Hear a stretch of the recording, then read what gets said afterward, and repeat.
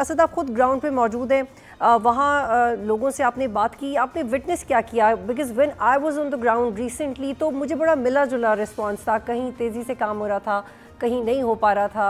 एक बड़ा चैलेंज देखा हमने ग्राउंड पे। जी असद।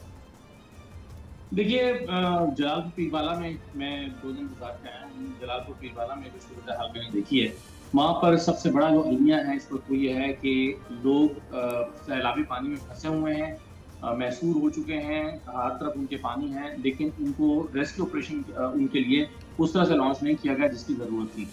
यानी हंगामी बुनियादों पर लोगों को बाहर निकालने की ज़रूरत है, लेकिन जो मैंने देखा वो ये है कि चंद गैर सरकारी तंजीमें अपनी छोटी सी बिसात के मुताबिक अपना एक रेस्क्यू ऑपरेशन करने की कोशिश कर रही हैं, लेकिन सैकड़ों या शायद हज़ारों लोग सैलाबी पानी में फंसे हुए हैं। कोई दरख्तों पे बैठा हुआ है, कोई खंभों पे बैठा हुआ है, कोई घर की छतों पे बैठा हुआ है, किसको वो थोड़ी-सी घर के सहन में ऊँची जगह मिली है किसी जगह पर, तो वो वहाँ पर चढ़ के बैठ गया है। बाज़ लोग तो आधे-आधे पानी में धँसे हुए हैं और कांधों पर बच्चों को बिठा के मुंतज़िर हैं कि कोई उन्हें आके रेस्क्यू कर ले।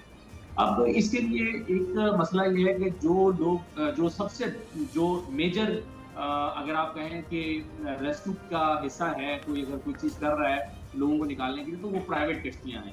और वो जो प्राइवेट कश्तियाँ हैं, वो बहुत ज़्यादा पैसे चार्ज कर रही हैं। इस सारे मामले को गवर्नमेंट के पास जो सॉल्यूशन है, मैं ये तो नहीं कहता कि रेस्क्यू डबल 1, डबल 2 रातों-रात कोई इतनी हज़ारों कश्तियाँ बना के ले आए।